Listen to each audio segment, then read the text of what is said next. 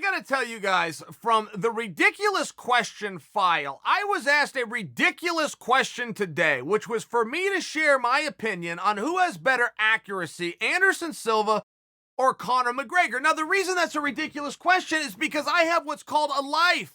You'd have to be one hell of a nerd to know that, and guess what, to the person that asked me, that's not an opinion question.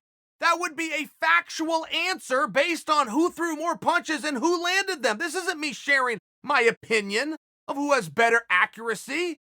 There's X amount of strikes thrown by this guy and X amount by this guy, and accuracy here and accuracy there. If you're asking me to guess what the conclusion of that is going to be by whatever bean counter gets assigned, that terrible job of finding it out, that's a very tough one, and I'll tell you why. I have two fights for each of them that stand out for me.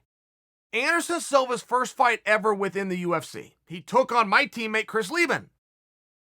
I watched that fight live when it happened, and it just re-aired on like UFC Fight Pass. Or maybe Dana had tweeted out like the free fight. You know, do that sometimes. Somewhere I just re-saw that fight though.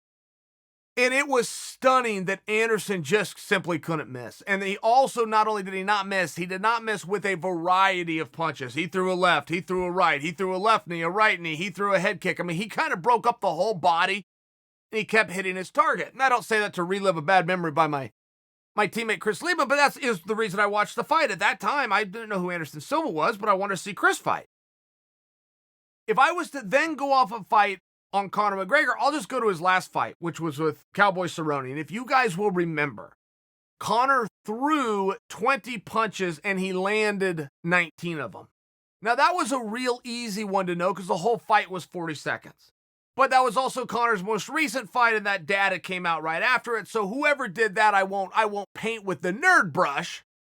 But had it not been such a quick fight and somebody actually sat down and counted up, then they are a real nerd. But I will tell you this, both of those guys are remarkably accurate, and I am not ready. I'm just not ready to give up on the idea of Conor versus Anderson.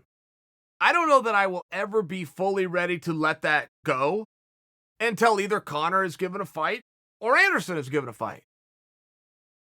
It seems to make sense for me. I don't think that the 155-pound division has to be protected for the integrity of the division with a rematch between Conor and Khabib. I think that that's fun. I would never argue that Conor, who's a 3-time world champion, doesn't deserve a title fight. I just wouldn't be in that boat, but I also want to tell you those guys have to fight.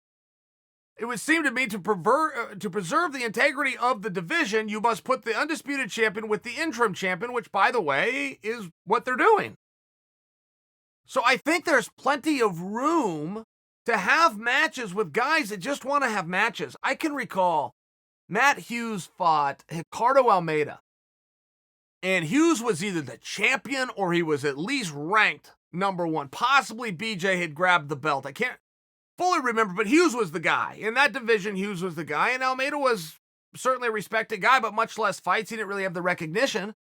And they asked Dana, how'd you come to the conclusion of this fight? And Dana goes, well, you know, Matt had his beef with Renzo, and Almeida is Renzo's guy. And and Dana was trying to answer the question, and he was kind of fumbling. He was kind of forming the answer as he was giving it. And he finally just stops and goes, sometimes two guys just want to fight.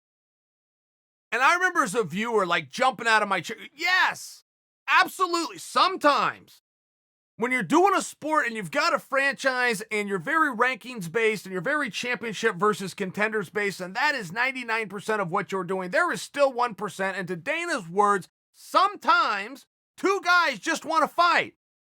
We don't need a better explanation than that. We truly don't. And if you think that we, the viewer, does, you're giving us way too much credit.